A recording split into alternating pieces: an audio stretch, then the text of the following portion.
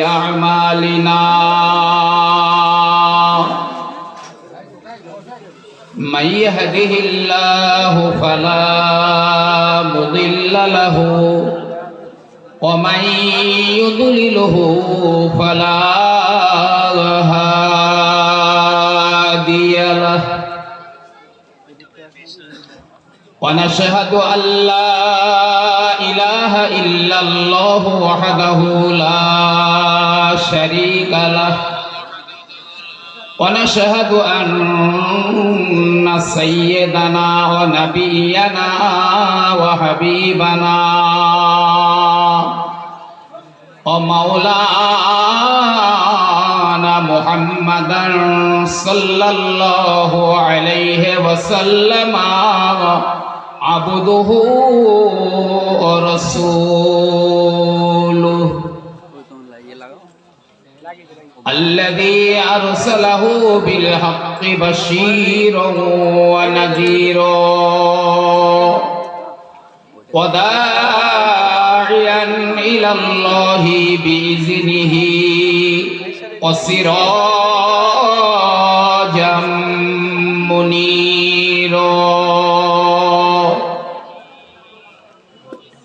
وقال الله تعالى في كلام المجيد والفرقان الحميد أعوذ بالله من الشيطان الرجيم بسم الله الرحمن الرحيم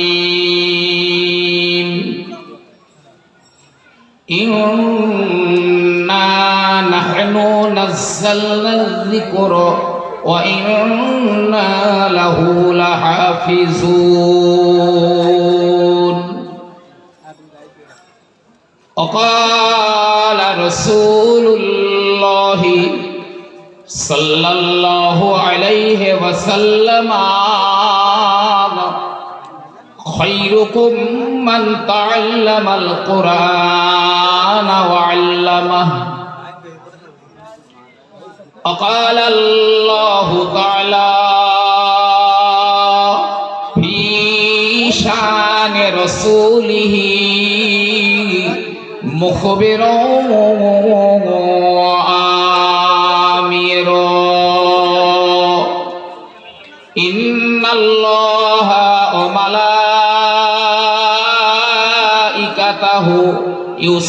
يصلون على النبي يا أيها الذين آمنوا صلوا عليه وسلموا تسليما. اللهم صل على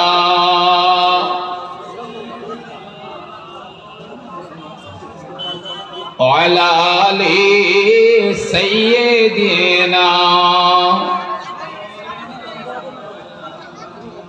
ओह नबियों में रहमत लक़ब पाने वाला मुरादे गरीबों की बरलाने वाला उतर कर हिरा से ओह काम आया और एक नतीजा किमिया साथ लाया. अल्लाहुम्मा सल्लि अला वअला आलि सय्यिदिना. रसूलुल्लाह की मोहब्बत दिल में लेके आया हो ओ दौलत लूट नहीं सकता ओ दौलत लेके आया हो. अल्लाहुम्मा सल्लि अला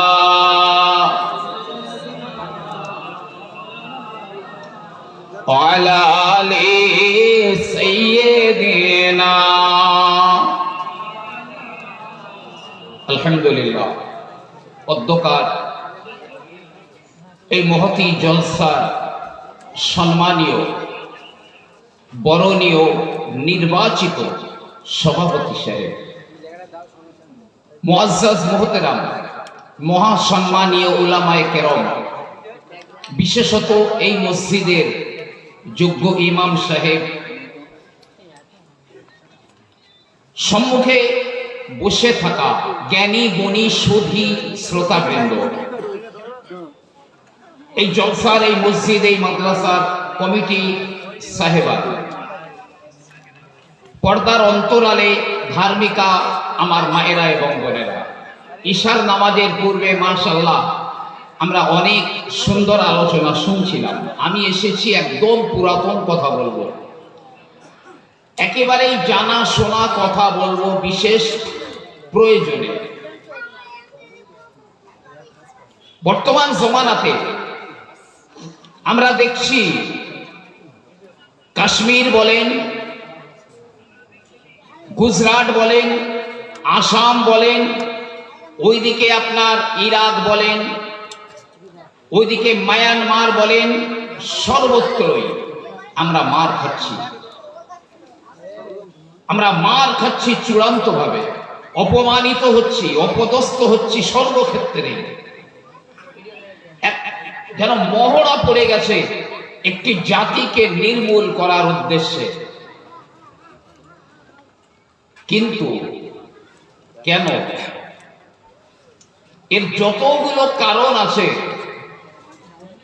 তার মধ্যে অন্যতম কারণ হচ্ছে মসজিদের দিক থেকে মুখটা ফিরিয়ে নিয়েছি আমরা। মসজিদ থেকে, কোরআন থেকে আমরা মুখটা ঘুরিয়ে দিয়েছি অন্য সাইডে। আজ আমাদের জাতীয় লজ্জা যে জানাজার নামাজে দাঁড়িয়ে, ঈদের নামাজে দাঁড়িয়ে এখনো ইমাম সাহেবকে নিয়ত বলে দিতে হয়, হুজুর নিয়তটা বলে দিন।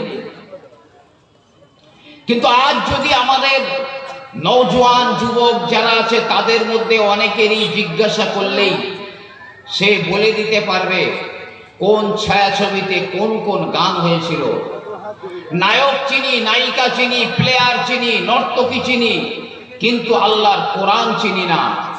যে এটা আমাদের জাতীয় লজ্জা। আসলে পৃথিবীর জনসংখ্যা খুব বেড়ে যাচ্ছে, তবে মানুষের সংখ্যা কমে যাচ্ছে। জনসংখ্যা খুব বাড়ছে কিন্তু মানুষ কমে যাচ্ছে। আল্লাহ পাক নিজেই বলেছেন, লাহুম কুলুবুল লা ইয়াফকাহুনা বিহা, আমি ওদের অন্তর দিয়েছি কিন্তু বোঝে না। বোঝে তো আবু জেহেলের মতো। আবু বকর আর আবু জেহেল দুজনাই নবীকে দেখেছে, দুজনাই নবীর একই ওয়াজ শুনেছে, কিন্তু আবু জেহেল ইন্টারন্যাশনাল বেঈমান।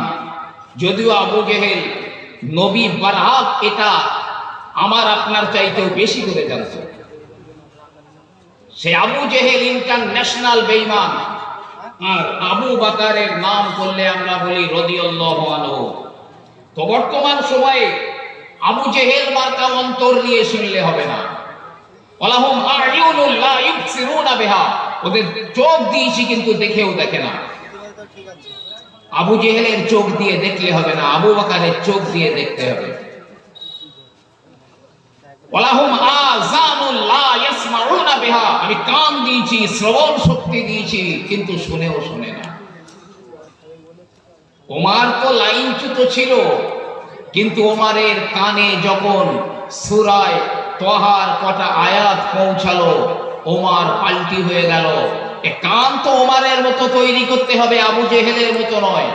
করে দেখেন আজ রাতের মধ্যে যদি ভারতবর্ষের মুসলমানেরা, পৃথিবীর মুসলমানেরা আজ রাতে খাঁটি তওবা করে নেয়, আগামী কাল আমার আল্লাহ রাব্বুল আলামিন টোটাল বিশ্বের বেঈমানদের দিলটাকে পাল্টি করে দেবেন। আগামীকাল সকালবেলা স্যালুট করবে আপনাকে, স্যালুট করবে আপনাকে, আমি চ্যালেঞ্জ দিয়ে বলছি। জি, মসজিদ থেকে অনেকটা দূরে ফিরে এসেছি আমরা।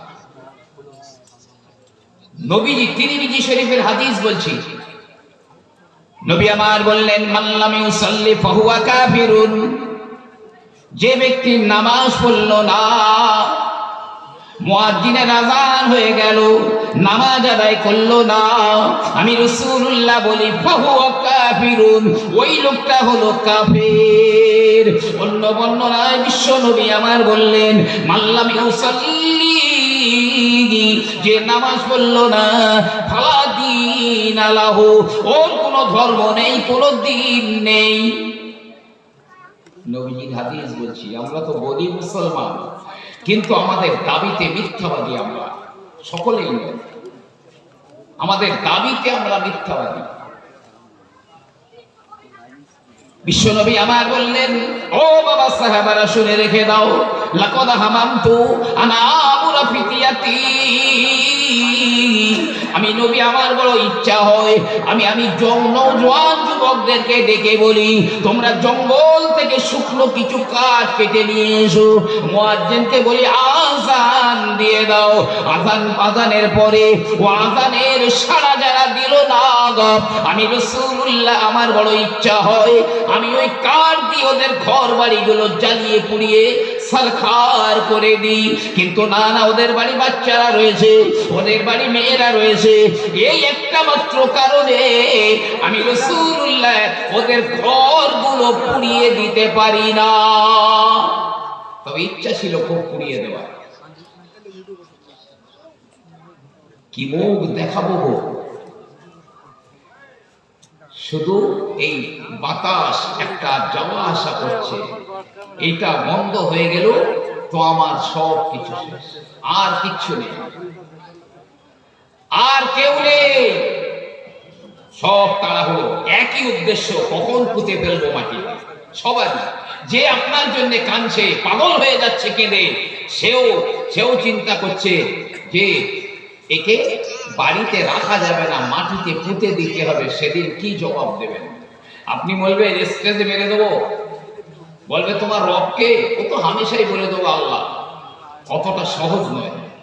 কিতাবের মধ্যে বিশ্বনবী আমার বললেন, ওই ব্যক্তি তো জবাব দিতে পারবে যে আল্লাহকে রব বলে মেনে নিয়েছে, তার পাঠানো দিনকে মাথা পেতে মেনে নিয়ে ওই আমলটা করে নিয়েছে, আমল করে নিয়েছে, তাদের জবান দিয়ে আল্লাহ রাব্বুল আলামিন বার করে দেবেন রব্বি আল্লাহ। তা নাই হারগিজ বার হবে না। ও যদি আপনি যতই মুখস্থ করে যান, হবে না। বিশ্বনবী সাল্লাল্লাহু আলাইহি ওয়াসাল্লাম বলেন, তোমাকে প্রশ্ন করা হবে, মা দীনুকা, তোমার ধর্ম কি?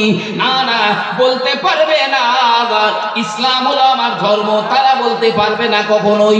যারা ইসলামকে মেনে নেয়নি, ইসলামের বিধি নিষেধগুলো মেনে নেয়নি, বাস্তবে আমল করে না, ওদের জবান দিয়ে বার হবে না। মান নবিয়ুক, তোমার নবীকে। তাছাড়াও নবীকে দেখানো হবে কবরে, মানে হাজার রাসূল, এই লোকটা কে? যারা নবীর সুন্নাত মেনে নিয়েছে, নবীর আখলাক, নবীর চরিত্র, নবী পাককে যারা নিজেদের মডেল হিসাবে মেনে নিয়েছে, না কোনো নায়ক, কোনো নায়িকা, কোনো প্লেয়ারকে, নবীজিকে মডেল হিসাবে মেনে নিয়েছে, তারাই বলতে পারবে আমি নবীকে দেখে হাজা নবিয়ুনা মুহাম্মাদুর রাসূলুল্লাহ, আমাদের নবী মুহাম্মাদুর রাসূলুল্লাহ। তা না হলে হারগিজ চিনতে পারবে না। প্রিয় নবী সাল্লাল্লাহু আলাইহি ওয়াসাল্লাম বললেন, লা সাহাবুন লিমান লা সালাতা লাহু, যার নামাজ নেই ওই লোকটার ইসলাম ধর্মের মধ্যে কোনো অধিকার নেই। মার খাচ্ছি কেন আমরা? অন্য কারণ নয়। আল্লাহ বলেছেন, যাহারাল ফাসাদু ফিল বাররি ওয়াল বাহরি বিমা কাসাবাত আইদিন নাস, জলে স্থলে যত বিপর্যয় আছে সব মানুষের হাতের কামাই করা, সব হাতের কামাই করা। নবী পাক বলছেন, একটা মুর্দাকে যখন খাটিয়ায় করে, কাঁধে করে নিয়ে যায় জানাজার জন্য, কবরে দাফন করার জন্য, রাসূল বলছে ও যে পরিমাণ চিৎকার দেয়, ওই মুর্দা তোমরা যদি শুনতে পেতে আমি নবী বলছি, জীবনে কোনোদিন কোনো লাশকে তোমরা কবরে দাফন করতে নিয়ে যেতে না, দাফন করতে নিয়ে যেতে না কোনো লাশকে। প্রিয় নবী আরো বলছে, ওরে মৃত্যু সম্পর্কে আমি রাসূল যা জানি, যদি তোমরা জানতে তাহলে তোমরা অল্প হাসতে আর বেশি বেশি করে কাঁদতে। হাসতে মন চাইতো না, এখন তো কাঁদবার মানুষ কম। এখন হাসবার জন্য ফজার ক্যাসেট, উত্তম দাসের ক্যাসেট, কোন হাস্য কৌতুক করে এদের ক্যাসেট গুলো মোবাইলে ভরে রাখি হাসবার জন্য। আরে কাঁদার জন্য কি করেছি আমরা? কোরআনে আমার আল্লাহ পাক বলেন, ফালিয়াদহাকু কলিলাও ওয়া ইয়াবকু কাসীরা, বেশি করে কাঁদো, অল্প অল্প করে হাসো। নবী আমার বলেন, তোমরা মৃত্যু সম্পর্কে যতটুকু জানো, যদি চতুষ্পর্যন্ত জানোয়ারেরা জানতে পারত, লামা আকালতুম মিনহা সামিনা, ওদেরকে মোটা তাজা করে কোনোদিন খেতে পারতে না,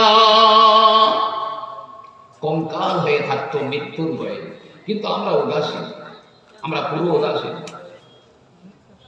নবী আমার বললেন, শুনে রাখো বাবা সাহাবায়ে কেরামেরা, আমার উম্মতেরা তখনই ধ্বংস হয়ে যাবে, ওদের ধ্বংস হবার সময়টা বড় নিকটবর্তী হয়ে যাবে, যখন দেখবে, আমি রাসূল বলছি, আন্নাহু ইয়াতি জামানুন, এমন একটা জামানা আসবে, লা ইয়াবকা মিনাল ইসলাম ইল্লা ইসমুহু, ইসলামের শুধু নাম থাকবে, আর কিছু থাকবে না, শুধু ইসলামের নাম থাকবে। জি, যদি ব্যক্তিগত হিসেবে ধরি, কি সুপার সুপার নাম, আব্দুল করিম, আব্দুর রহমান, আল্লাহ রাখা, জি গোলাম নবী, কি হাই হাই নাম, কিন্তু কাজ করছি আবু জেহেলের মতো, শুধু নাম রয়েছে আর কিচ্ছু নেই। প্রিয় নবী আমার বললেন, ওয়ালা ইয়াবকা মিনাল কুরআনি ইল্লা রাসমুহু, কোরআনেরও কিছু থাকবে না গো, বরং শুধু কোরআনের কিছু রেশম রেওয়াজ থাকবে, অনুষ্ঠানগুলো হবে, এই ধর্মসভা হবে। আপনি করে শবে বরাতের রাতে এক মসজিদ লোক ভরে গেল, 5 ওয়াক্তের মুসল্লিরা ভেতরে আর জায়গা পায় না, লোক ভর্তি। ওই যে 2-4 রাকাত পড়ে একটু কবর জিয়ারত করে যে তার বাড়ি চলে গেল, ওই হয়ে গেল, মনে করছে আমার জান্নাতের রাস্তা ভিআইপি হয়ে গেছে। কেউ সবে কদরে মসজিদ ভরালো, পরের দিন থেকে আর লোক পাওয়া যায় না। নবী আবার বললেন, আমি রাসূলুল্লাহ বলি, শুধু তাই নয়, আমি আল্লাহর নবী বলছি, শুনে রাখো, কোরআন তো কোরআনের ভিতরেই থাকবে, কোরআন মানুষের কাছে থাকবে না, বরং কোরআনের উপরে আমল করাটা লজ্জাকর মনে হবে ওই জমানার মানুষদের কাছে। কোরআনের প্রতি আমল করতে তাদের লজ্জা লাগবে। মাসাজিদাহুম আমিরাতুন ওয়া হিয়া খরাবুম মিনাল হুদা, মসজিদগুলো ব্যাপক সুন্দর হবে, মসজিদ দেখলে মন কেড়ে নেবে, মসজিদ দেখলে নয়ন জুড়িয়ে যাবে, মসজিদ হবে হেভি হেভি কারুকার্যময়। আমি রাসূলুল্লাহ বলছি, শোনো না না, মাসাজিদাহুম আমিরাতুন ওয়া হিয়া খরাবুম মিনাল হুদা, কিন্তু ওই মসজিদের ভিতরে হেদায়েত থাকবে না, মসজিদে হেদায়েত থাকবে না। এক মসজিদ লোক যদি নামাজ পড়ে, কারো মন নামাজের মধ্যে থাকবে না, কারোর বাজারে, কারোর ক্ষেত খামারে, কারোর বাড়িতে, কারো অন্য কোথাও, বিভিন্ন দিকে মন চলে যাবে, নামাজে হুজুরে কলবে একাগ্রতা থাকবে না, মসজিদে হেদায়েত তো থাকবে না, মসজিদের মুসল্লিও কমে যাবে, মসজিদগুলো হাহাকার করবে, মসজিদগুলো ফাঁকা হয়ে থাকবে।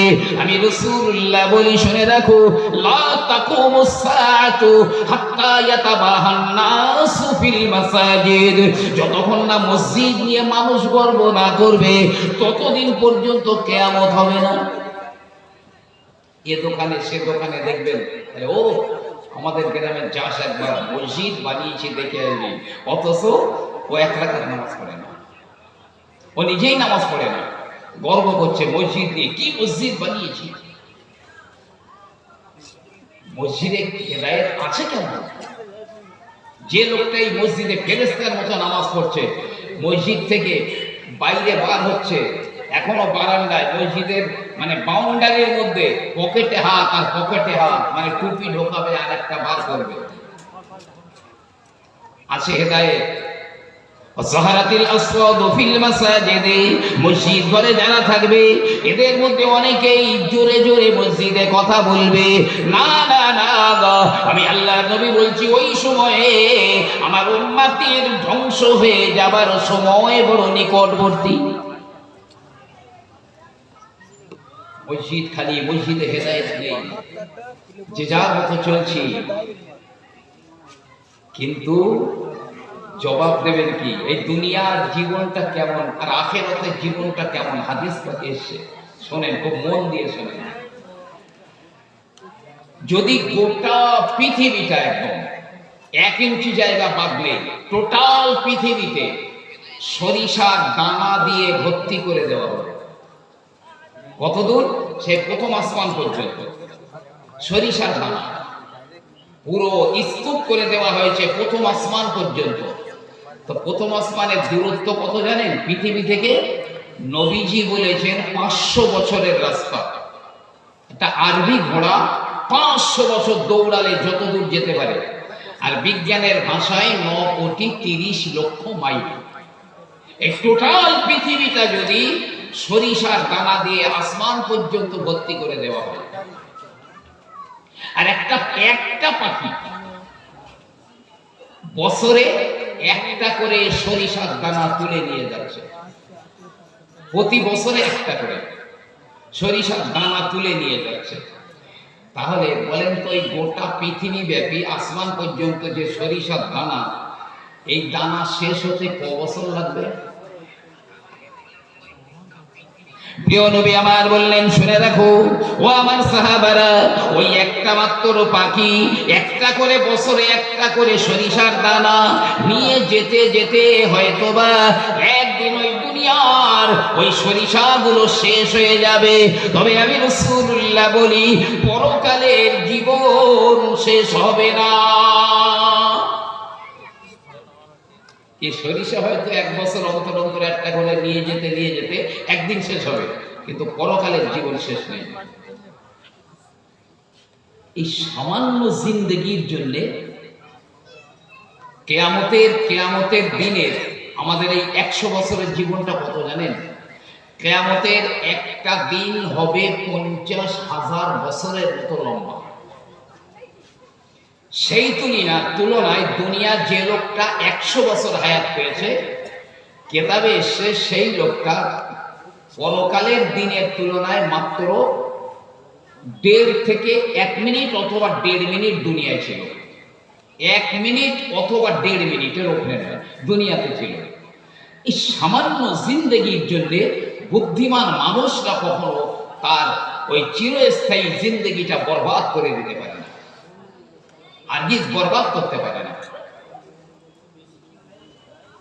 জি হ্যাঁ, কি কঠিন দিন আসবে সেদিন। আমি আপনাদের বলছি, অনুরোধ করে বলছি, অন্তত মসজিদ মুখ হয়ে যান, মসজিদের দিকে মুখটা ফিরিয়ে নেন। দুনিয়ার সুখ কতটা, আমি কোটি কোটি কোটি কোটি টাকার মালিক, আমি পৃথিবীর অর্ধেকটা কিনে নিয়েছি, কিংবা আমি গোটা পৃথিবীর বাদশা হয়ে গেছি, কে আমার পায়? তবে হাদিস পাকে এসে দুনিয়ার সুখ শান্তি আরাম আয়েশ এ সব কিছু কিরকম জানেন? মহাসমুদ্রের মাঝখানে একটা চড়ুই পাখি ঠোঁট বুলিয়েছে, শুধু বুলিয়ে উঠিয়ে নিয়েছে। এই চড়ুই পাখির ঠোঁটে কতটুকু পানি লেগে আছে? ওই অতটুকু সুখ শান্তি আল্লাহ তার মখলুকের মধ্যে ভাগ করে দিয়েছেন। মানুষ জাতি, জীব জাতি, জীব জন্তু যা আছে, জিন জাতি, এই সবার মধ্যে আল্লাহ অতটুকু সুখ শান্তি ভাগ করে দিয়েছেন। আর বাকি সমুদ্র পরিমাণ সুখ শান্তি আল্লাহ পরকালের জন্য রেখে দিয়েছেন। আমার বাবাজিরা আমার, দুনিয়ার দুঃখ কত। আমার এমনি করে মাসে 15 দিন খাওয়া হয় না, আমার ঘর নেই, বাড়ি নেই, আমার ভালো জামা কাপড় নেই, আমার শীতের বস্ত্র নেই, গাছতলায় বাস করতে হয়, কত দুঃখ, কত যন্ত্রণা। কিন্তু না না, বিশ্বনবী আমার বললেন, মহাসাগরের মাঝখানে ওই চড়ুই পাখি যদি ঠোঁটটা বুলিয়ে দেয়, ওই পাখির ঠোঁটে যতটুকু পানি ওঠে অতটুকু দুঃখ আমার আল্লাহ পাক তার সৃষ্টি জগতের ভিতরে ভাগ করে দিয়েছেন। আর সমুদ্র পরিমাণ দুঃখ আমার আল্লাহ রাব্বুল আলামিন পরকালের জন্য তুলে রেখে দিয়েছেন। নিশ্চয়ই বুদ্ধিমান মানুষরা এর থেকে ফায়দা নিতে পারবেন যদি একবার আবু বকরের কান নিয়ে শোনেন আর আবু বকরের দিল দিয়ে বোঝেন, ইনশাআল্লাহ কাজে লাগবে। অনেক হয়েছে, অনেক হয়েছে, খেলা বহু করেছি আমরা, আর নয়। ফিরে আসুন, ফিরে আসুন। কি কঠিন ভয়াবহ দিন এই জমিনে আসবে, একবার আল্লাহ বলার সময় পাওয়া যাবে না, আল্লাহ বলবার সময় হবে না। এই ভারতের জমিনে আসবে কারবালা, ইরাকের কারবালা ময়দানে যেমন হয়েছিল, এই জমিনেও মুসলমানদের ঘরে ঘরে কারবালা চলে আসবে। কারবালা শাহ নেয়ামতুল্লাহ রহমাতুল্লাহ আলাইহি লিখেছেন। আমার ভাইরা বাবাজিরা মনে রাখুন, তাহলে 1 নম্বরে আমি আপনাকে বললাম মসজিদের দিকে মুখটা ফিরিয়ে দিন। বিশ্ব নবী আমার বললেন, শুনে রাখো, কেউ যদি আযান হয়ে যাবার পরে বাড়ি থেকে মসজিদে নামাজ পড়ার জন্য যায়, একটা রিওয়ায়েতে রয়েছে তার প্রতিটা কদমে একটা কদমে একটা করে নেকি হবে, একটা করে গুনাহ মাফ হয়ে যাবে, জান্নাতে একটা করে দরজা বুলন্দ করে দেওয়া হবে। অপর একটা রিওয়ায়েতে রয়েছে, কেউ যদি আযান শুনে মসজিদে বার হয়ে গেছে, ওর প্রতিটা কদমে কদমে কদমে আমার আল্লাহ পাক একটা কবুল হওয়া হজ, একটা কবুল হওয়া উমরার সওয়াব তার নামায়ে আমলে লিখে দেবেন। প্রিয় নবী আরো বললেন, আযান শুনে যে লোকটা বাড়ি থেকে বার হলো মসজিদে যাবার জন্য, ও যেন বাড়ি থেকে ইহরাম বেঁধে মক্কায় হজ করার জন্য বার হয়ে গেল।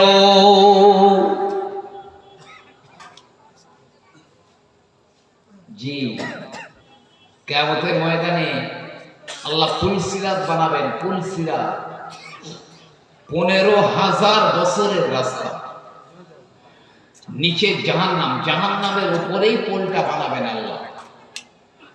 তবে কিরকম? চুলের চেয়ে সরু, তলোয়ারের চেয়ে ধার, আবার তার 2 দিকে লতানো কাঁটা গাছ লাগানো আছে। চুলের চেয়ে সরু, তলোয়ারের চেয়ে ধার, ঘুটঘুটে অন্ধকার, নিচে জাহান্নাম, এই পোলের 2 দিকে কাঁটা গাছ লতানো লাগানো আছে। 5000 বছর সোজা উঠতে হবে, 5000 বছর সমান যেতে হবে, 5000 বছর নিচে নামতে হবে। কারণ মনে যদি যাররা পরিমাণ সন্দেহ হয় যে এটা হতে পারে না, সে আমার রাসূলের উপরেই দোষারোপ করছে, আমার উপরে নয়। আমার আল্লাহ রাব্বুল আলামিন বলবেন, এ আমার বান্দারা, যা ওই পোল পার হয়ে ওই পারে চলে যা, পোল পার হয়ে ওই পারে জান্নাত রয়েছে, চলে যা। কাফেরদের পুলের উপরে উঠতে হবে না, কাফের বেঈমানদের জন্য জাহান্নামে যাওয়ার একটা বাইপাস রয়েছে, বাইপাস দিয়ে ডাইরেক্ট ওরা জাহান্নামে চলে যাবে। তবে যারা মনে করে আমরা মুসলমান, ওদেরকে পোলটা পার হতে হবে। ওই পুলে কার হিম্মত রয়েছে পার হবার? বলি যেই পা দেবে, 2 দিকের কাঁটা গাছ পায়ে জড়িয়ে নিচের দিকে টানবে, নিচে টানবে, পড়লেই জাহান্নাম, কেটে পড়লেই জাহান্নাম। আর জাহান্নামে পড়লে নিচে পর্যন্ত পৌঁছাতে সময় লাগবে 500 বছর। 500, জি হ্যাঁ, 500 বছর সময় লাগবে। ফেরেশতারা ওর নাসিয়া ধরে, নাসিয়াতিন কাযিবাতিন খাতিয়া, এই মিথ্যাবাদীদের। না না, রাসূল আমার বললেন, আল্লাহ পাক আমাদের দুর্ভাগ্য করো না, আল্লাহ আমাদের লাঞ্ছিত করো না, আমাদেরকে যেন বঞ্চিত করো না। নবী আমার বললেন, সাহাবারা বললেন, হুজুর কারা বঞ্চিত, কারা লাঞ্ছিত, কারা হলো হতভাগা? বিশ্ব নবী আমার বললেন, যারা নামাজ পড়ে না তারাই হলো লাঞ্ছিত, হতভাগা। সাহাবায়ে কেরামরা বসে আছেন, আল্লাহ নবী বললেন, বিশ্ব নবী আমার বললেন, কেউ জাহান্নামে যাবে না, তবে আমাকে যারা বিশ্বাস করে না, আমাকে যারা মানে না, ওরাই তো যাবে জাহান্নামে। সাহাবায়ে কেরামরা বললেন, হুজুর কে আপনাকে মানে না? নবী আমার বললেন, শুনে রেখে দাও, যে আমার সুন্নতকে মেনে নিল না, যে নামাজ পড়লো না, ওই আমি রাসূলুল্লাহকে মানলো না, ওই তো যাবে জাহান্নামে, ওই তো লাঞ্ছিত, বঞ্চিত, হতভাগা হলো।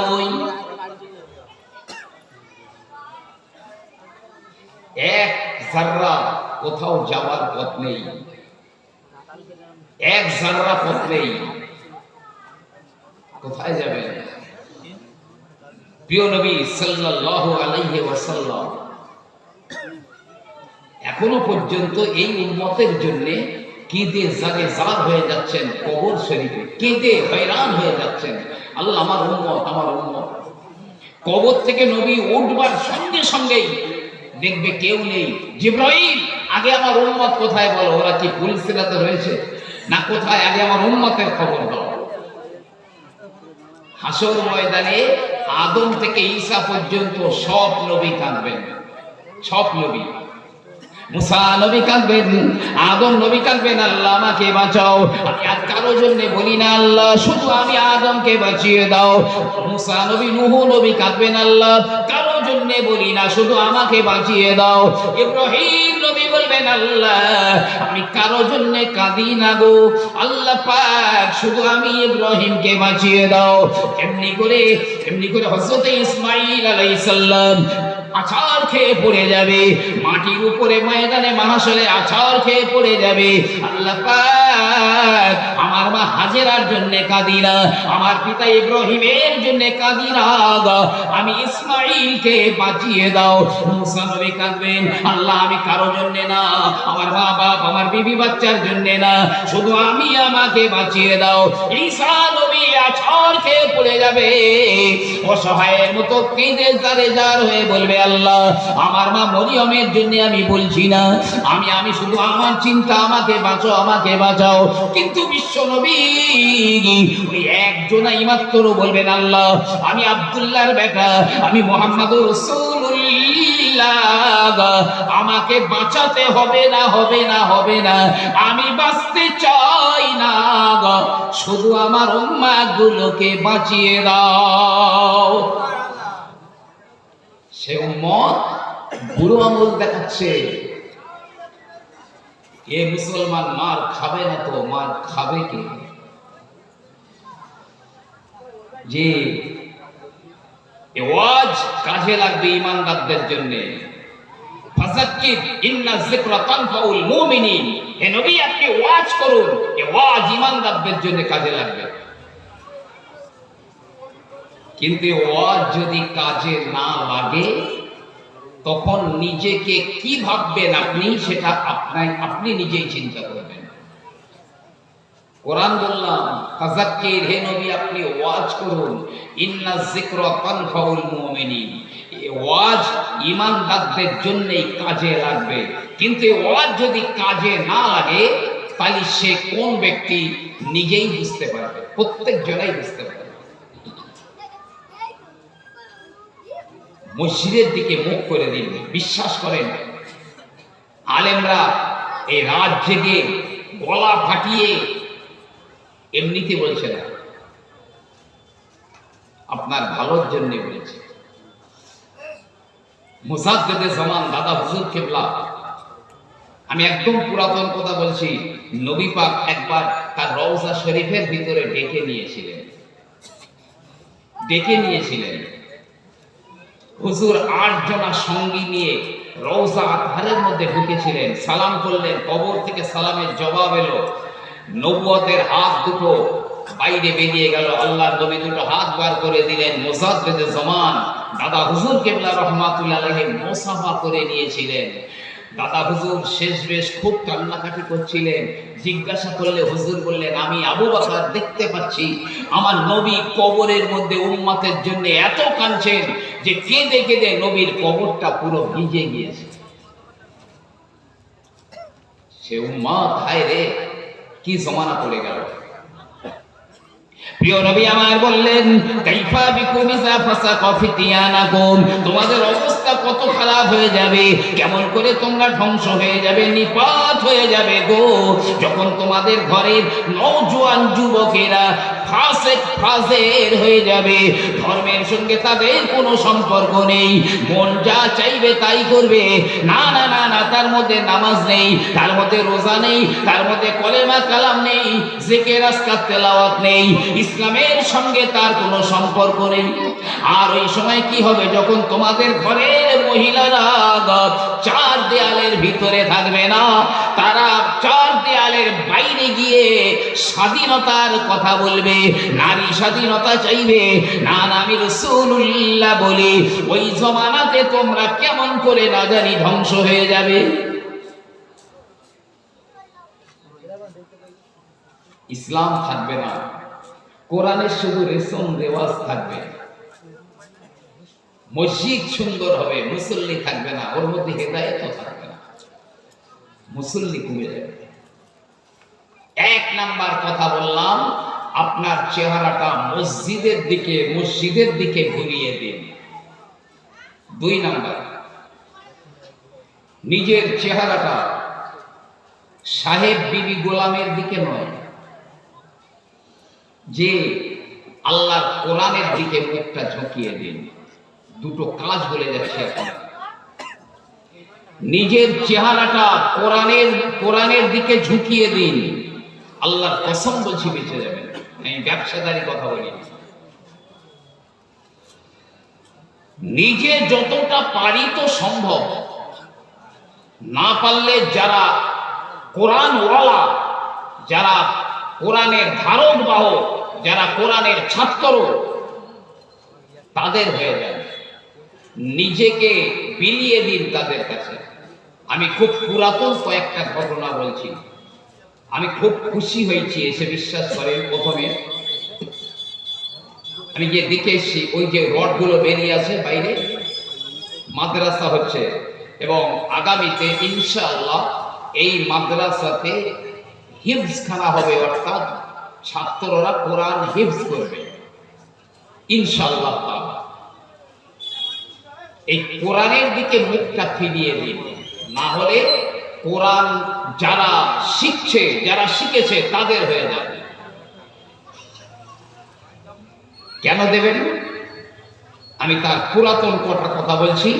তার আগে খুব মহব্বতে আপনার বডিটা এখানে আর মনটা মদিনার সবুজ গম্বুজের নিচে দিয়ে একবার মহব্বতে প্রেম ভরা কণ্ঠে একটু দরুদ শরীফ পড়েন। আল্লাহুম্মা সাল্লি আলা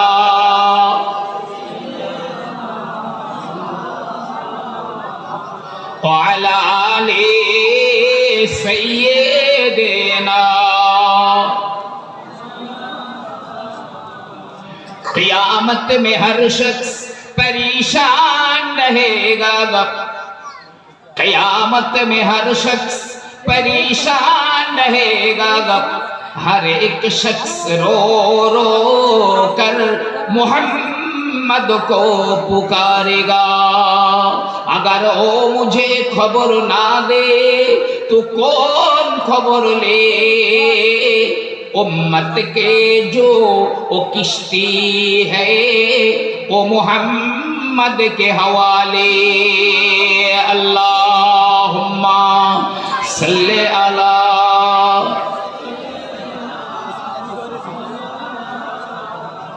वाला आले सय्यिदिना। ভাই আমার, বাবাজিরা আমার, একটা কোরআনের হাফেজের কত মূল্য জানেন? যারা কোরআনের হাফেজ হয়ে গেছে ওদের তো কপাল খুলে গেল, ওদের মা বাপেরও কপাল খুলে গেল। বিশ্বনবী আমার বললেন, ইন্না ফিল জান্নাতি নাহারুন ইসমুহু রায়্যান ফীহি মাদিনাতুম মিন মারজান। জান্নাতের ভিতরে একটা নদী রয়েছে, ওই নদীটার নাম হলো রায়্যান ফীহি মাদিনাতুম মিন মারজান। ওই জান্নাতের মধ্যে একটা বড় শহর রয়েছে, ওই শহরটা মারজান পাথর দিয়ে বানানো, খুব দামি পাথর। সূরা রহমানের মধ্যে এই পাথরটার নাম আছে ইয়াখরুজু মিনহুমাল লুলু ওয়াল মারজান। এই মারজান পাথর দিয়ে একটা শহর তৈরি করা হবে, একদম সহিহ হাদিস বলছে। নবী আমার বললেন, ওই শহরে ৭০,০০০ গেট রয়েছে, ৭০,০০০ গেট রয়েছে। কাদের জন্য বানিয়েছেন? লিহামিলিল কোরআন, কোরআনের হাফেজদের জন্য আমার আল্লাহ পাক বানিয়েছেন ওই শহর, ওই নদী, ওই শহরটা কোরআনের হাফেজদের জন্য আমার আল্লাহ বানিয়েছেন। কিয়ামতের ময়দানে আমার আল্লাহ হাফেজদের ডাকবেন, কিয়ামতের ময়দানে আমার আল্লাহ আলেমদের ডাকবেন। ও হাফেজ সাহেবেরা, আমি তোমার সিনায় আমার কোরআনটা রেখে দিয়েছিলাম, এই জন্যে আমি আল্লাহ তোমাকে মাফ করে দেব। ও আলেম, তোমার ভিতরে আমি এলেম রেখে দিয়েছিলাম, আমি আল্লাহ তোমাকে মাফ করে দেব বলে যাও যাও যাও, আমি আল্লাহ তোমাদের হিসাব নেব না, তোমরা বিনা হিসাবে জান্নাতে চলে যাও। হাফেজ সাহেবরা, আলেম সাহেবরা যাচ্ছে জান্নাতে মহা আনন্দে। আল্লাহ ডাকবেন, এই এই হাফেজ সাহেবরা শোনো, এই আলেমরা শোনো, তোমরা এমনি এমনি আলেম হাফেজ হয়ে গিয়েছিলে এমনিতেই? না না আল্লাহ, তা নয়। তাহলে কেউ জমি দিয়েছে, কেউ মাদ্রাসা বানিয়ে দিয়েছে, কেউ মাদ্রাসায় টাকা দিয়েছে, ইট বালি রড সিমেন্ট দিয়েছে, কেউ আমাদের দুটো খেতে দিয়েছে, কেউ একটা কথা দিয়ে সহযোগিতা করেছে, যে আমাদের ওস্তাদ পড়িয়েছে তবে আমরা হাফেজ হয়েছি, আলেম হয়েছি। আল্লাহ রাব্বুল আলামিন বলবেন, এই কোরআনের হাফেজেরা, এ আলেমেরা, তোমাদের কোরআন হিফজ করার জন্য, তোমাদের ইলম শিক্ষা করার জন্য যাদের সামান্যতম অবদান রয়েছে, আমি আল্লাহ পাক আমার কোরআনের খাতিরে আমি তাদেরও হিসাব নেব না। যাদের অবদান পেয়ে তুমি হাফেজ হয়েছিলে, তুমি আলেম হয়েছিলে, আমি আল্লাহ পাক তাদেরকেও মাফ করে দিলাম। হাফেজ সাহেবকে ওই শহরে নিয়ে যাওয়া হচ্ছে, প্রথম গেটে নিয়ে যাওয়া হলো। এই গেট খোলো, গেট খোলো, গেট খুলে দেওয়া হবে। হাফেজ সাহেব ঢুকে যাবে, গেটের মধ্যে ঢুকে দেখবে ৭০,০০০ ফেরেশতা দাঁড়িয়ে রয়েছে লাইন ব্যবস্থায়, সারিবদ্ধ হয়ে। এই ফেরেশতারা বলবে, হে কোরআনের হাফেজ, আল্লাহ আমাদেরকে ৭০,০০০ ফেরেশতাকে আপনার নজরানা দিয়েছেন, আপনার খাদেম বানিয়েছেন, আপনি আমাদের কবুল করুন। হাফেজ বলবে, হ্যাঁ হ্যাঁ যাও, তোমরা এখানে থাকো, আমি তোমাদের কবুল করলাম। ওই হাফেজ সাহেবকে ২ নম্বর গেটে নিয়ে যাওয়া হবে, গেট খুলে দেওয়া হবে। ফেরেশতা ডবল হয়ে গেছে, প্রথম গেটে ছিল ৭০,০০০, ২ নম্বর গেট খুলে দেখবে ১,৪০,০০০ ফেরেশতা দাঁড়িয়ে রয়েছে। ১,৪০,০০০। এই কোরআনের হাফেজ, আল্লাহ আমাদের এই ১,৪০,০০০ ফেরেশতাকে আপনার হাদিয়া দিয়েছেন, কবুল করুন। ঠিক আছে, এখানে থাকে। ৩ নম্বর গেটে নিয়ে যাওয়া হবে, ২,৮০,০০০ ফেরেশতা দাঁড়িয়ে রয়েছে। একটা গেটে যত ফেরেশতা রয়েছে, তার পরের গেটে ওই ফেরেশতার সংখ্যা ডবল হয়ে যাবে। এইভাবে একজন কোরআনের হাফিজকে ৭০,০০০ গেট যদি পার করে নিয়ে যাওয়া হয়, বলুন না কত কোটি ফেরেশতা একজন কোরআনের হাফিজের জন্য আল্লাহ পাক তাকে নজরানা দিয়েছেন, গোলাম বানিয়ে দিয়েছেন। হাফেজ সাহেবদের বিশাল অফার, মনে রাখেন, সারা জীবন মনে রাখেন। কেন আপনি এই তলিবুল ইলমদের হয়ে যাবেন, আলেম হাফেজদের আপনি হয়ে যাবেন? নাম শুনেছেন সুলতান মাহমুদ গজনবীর নাম শুনেছেন? এই সুলতান মাহমুদ গজনবী তো বাদশা ছিলেন। তো তার মনে সব সময় অন্তরে তিনটে কথা খোঁচা মারতো অল টাইম। এক নম্বর, আমার বাপ সুবক্তগিন ঠিক তো? আমার বাপ তো মিলিটারি ছিল, মাসের পর মাস বাইরে থাকতে হতো, আমার মা খেয়ানাত করিনি তো? সত্যি আমার বাপ সুবক্তগিন তো? মা তো বলেছে ওই তোর বাপ, আমি মেনে নিয়েছি, কিন্তু বাস্তবেও আমার বাপ তো। দুই নম্বর, আমি এত আমল করছি কিন্তু নবীর জিয়ারত কেন পাচ্ছি না? তিন নম্বর, পৃথিবীতে তো বহু দল রয়েছে, কিন্তু আল্লাহর কাছে কোন দলটা সবচাইতে প্রিয়? এই তিনটে কথা একেবারে অন্তর পুরে খেত তার। একদিন মাগরিবের নামাজের পরে সুলতান মাহমুদ গজনবী রাস্তার উপর দিয়ে হেঁটে হেঁটে যায়, দেখে একটা রাস্তার ধারে ঘর রয়েছে, ওই ঘর থেকে জানালা দিয়ে একটা আলো পড়ছে রাস্তায়। ওই রাস্তায় বসে বসে ওই আলোতে একটা ছেলে কোরআন তেলাওয়াত করছে। সুলতান মাহমুদ গজনবী বললেন, এ বেটা, ওই তো মসজিদ রয়েছে, মসজিদে কোরআন তেলাওয়াত না করে কেন রাস্তার উপরে তেলাওয়াত করো? ছেলেটা বলে, চাচাজি, মসজিদে তো আলোর ব্যবস্থা নাই, মসজিদ অন্ধকার, কিন্তু এই বাড়ির আলোটা রাস্তার উপরে পড়ছে, ওই আলোয় আমি কোরআন তেলাওয়াত করছি। সুলতান মাহমুদ গজনবী বললেন, ও বাবা ছেলে, আজকের তো যা হবার হয়ে গেছে, আগামীকাল তোমার কোরআন তেলাওয়াত করবার জন্য আমি ওই মসজিদের ভিতরে আলোর ব্যবস্থা করে দেব। পরের দিনে সুলতান মাহমুদ গজনবী মসজিদে আলোর ব্যবস্থা করে দিয়েছেন। এই বাবা যাও, আজকে আর রাস্তায় তেলাওয়াত করতে হবে না, মসজিদে যাও, তোমার জন্য আমি আলোর সুবন্ধ ব্যবস্থা করে দিয়েছি। ছেলেটা মসজিদে গিয়ে দেখছে সত্যি আলো। তো এত খুশি হয়েছে ওই ছেলেটা, তলিবুল ইলমটা, দোয়া করছে, আল্লাহ, আল্লাহ যে আমার কোরআন তেলাওয়াতের জন্য আলোর ব্যবস্থা করে দিয়েছে, আল্লাহ তার মনের নিয়তগুলোকে আপনি পূর্ণ করে দিন, আল্লাহ। দোয়া করে দিল। সুলতান মাহমুদ গজনবী রাতের বেলা ঘুমিয়ে রয়েছে, ওই রাতে দেখছি আল্লাহর নবী, বিশ্ব নবী আমার স্বপ্নের ভিতরে হাজির হয়ে গেলেন। নবী এসে বলছেন, এ সুবক্তগিনের বেটা, তুমি আমার একজন ওয়ারিসকে কোরআন তেলাওয়াতের জন্য আলোর ব্যবস্থা করে দিয়েছো, আমি নবী তোমার জন্য দোয়া চাই, আল্লাহ পাক যেন ইহকাল আর পরকাল দুটো কালের সফলতা মঙ্গল তোমাকে দান করে। ভাই, তিনটে খটকা তো থাকলোই না। নবী যখন বলছেন এই সুবক্তগিনের বেটা, তাহলে নিশ্চয়ই আমার বাপের নাম সুবক্তগিন। দুই নম্বর, নবী জিয়ারত তো হয়েই গেল। আর তিন নম্বরে, পৃথিবীতে যত দল আছে, পীর সাহেব, হাজি সাহেব, গাজী সাহেব, দরবেশ সাহেব, গৌস, কুতুব যা আছে, সবার চাইতে আল্লাহর কাছে প্রিয় কারা? তলিবুল ইলমরা। তলিবুল ইলমরা সবচাইতে প্রিয়।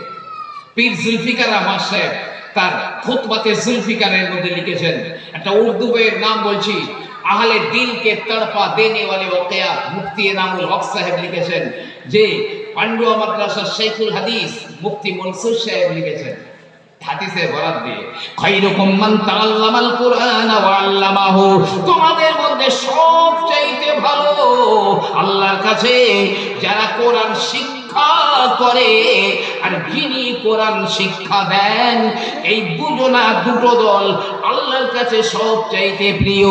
পীর সাহেব যদি হেঁটে হেঁটে যান, আল্লাহর রহমতের ফেরেশতারা তাদের নুরানি ডানা পীর সাহেবের পায়ের তলায় বিছিয়ে দেয় না, গৌস কুতুবের পায়ের তলায় ফেরেশতারা ডানা বিছিয়ে দেয় না। কিন্তু তলিবুল ইলম, এমনকি আপনিও যদি কোনো কোরআন কারো কাছে কোরআন শিখবার জন্য বাড়ি থেকে বার হয়ে যান, আপনার পায়ের নিচেও আল্লাহর রহমতের ফেরেশতারা ডানা বিছিয়ে দেয়। এই দুই দলের উপরে আল্লাহর কাছে কত প্রিয় আর কেউ নেই। জি, সুলতান মাহমুদ গজনবী রহমাতুল্লাহ আলাইহির কথা বললাম। এই দেখেন না, পীর সাহেবের দাম বেশি না তওয়ালিবুল ইলমের দাম বেশি? খাজা বাকিবিল্লাহ রহমাতুল্লাহ আলাইহি, যিনি একজন বড় ধরনের আল্লাহর ওলি ছিলেন, খাজা বাকিবিল্লাহ রহমাতুল্লাহ আলাইহি আলা দরজার আল্লাহর ওলি ছিলেন। তিনি দরবারে বসে আছেন আর অনেক মুরিদরা বসে আছে। একটা মুরিদ দাঁড়িয়ে খাজা বাকিবিল্লাহ হুজুরের খুব প্রশংসা করছে, আমার পীর এইরকম, আমার পীরের এত কারামত, এই আছে ওই আছে তাই আছে। আর বাকিবিল্লাহ হুজুর চুপ করে মাথা নিচু করে শুনছেন। আল্লাহ বলছেন, এই বাকিবিল্লাহ তো নিজের প্রশংসা শুনতে ভালোবাসে, এ তো খুব পছন্দি, বাকিবিল্লাহকে পরীক্ষা করব। তো খাজা বাকিবিল্লাহ হুজুরের জাহিরি এলেম, বাতিনি এলেম আল্লাহ সব কেড়ে নিয়েছেন। সূরা ফাতিহাটাও মুখস্থ নেই। খাজা বাকিবিল্লাহ রহমাতুল্লাহ আলাইহি কেঁদে সারেসার হয়ে যান, আল্লাহ পাক কি অপরাধ আমি করলাম, কি গোস্তাকি আমি করলাম, আমার এই হাল কেন হয়ে গেল। আল্লাহ বাকিবিল্লাহর অন্তরে ইলহাম করে দিলেন, বাকিবিল্লাহ রে, তুমি তো নিজের পছন্দ, নিজের প্রশংসা শুনতে ভালোবাসো, ও তোমার নিজের সামনে অত প্রশংসা করলো, তুমি কেন প্রতিবাদ করলে না, চুপ করেছিলে? ও বাকিবিল্লাহ, তুমি যদি তোমার নিজের অবস্থায় ফিরে যেতে চাও, ওই দেখো ওই দূরে মাদ্রাসা রয়েছে, ওই মাদ্রাসায় তালিবুল ইলমরা রয়েছে, ওরা কোরআন হিফজ করে, চলে যে ওখানে ইলম শিক্ষা করে। ওই মাদ্রাসার ছাত্ররা তালিবুল ইলমরা যদি তোমার জন্য দোয়া করে দেয়, আমি আল্লাহ তোমার পূর্বের হালতে ফিরিয়ে দেব, শুধু ওই তালিবুল ইলমদের দোয়ার বরকতে। খাজা বাকিবিল্লাহ হুজুর একদম মাদ্রাসার সামনে চলে গেছেন, ছাত্ররা দাঁড়িয়েছে, ওস্তাদরাও দাঁড়িয়েছে, কত বড় আল্লাহর ওলি। বাকিবিল্লাহ হুজুর বলছে, এই আমার সম্মানে দাঁড়িয়েছে তোমরা, আমার তো সূরা ফাতিহাটাও মুখস্থ নেই, কিচ্ছু নেই। এই মাদ্রাসার ছেলেরা, আমি এসেছি তোমাদের কাছে একটু দোয়া চাইতে, আমি দোয়ার ভিক্ষা করছি, আমি বাকিবিল্লাহ, আমার জন্য তোমরা একটু দোয়া করে দাও। ছাত্ররা মিলে সব হাত তুলেছে, দোয়া চাইছে। আর ওই তালিবুল ইলমদের দোয়ার বরকতে আমার আল্লাহ রাব্বুল আলামিন বাকিবিল্লাহ হুজুরের আবার জাহিরি আর বাতিনি ইলমগুলো সব ফিরিয়ে দিলেন। জোরে বলুন সুবহান। মুফতি মনসুর সাহেব তার কিতাবে লেখেন, ফাযাইলে ইলম উলামা, এই উর্দু কিতাবের মধ্যে লিখছেন, শুনে রাখো, কোন তালিবুল ইলম যদি কোন গ্রামের ভিতরে মহল্লায় ঢুকে যায়, তাহলে ওই তালিবুল ইলমের পায়ের ছোঁয়া ওই গ্রামের মাটিতে লাগার জন্য ওই গ্রামে যে সমস্ত কবরগুলো আযাব হচ্ছে, আর আল্লাহ রাব্বুল আলামিন ওই কবরগুলোর আযাবটা আগামী 40 দিনের জন্য বন্ধ করে দেন। আগামী 40 দিন কোনো কবরে আযাব হবে না। কেন? একটা তালিবুল ইলমের পায়ের ছোঁয়া লেগেছে ওই গ্রামের মাটিতে।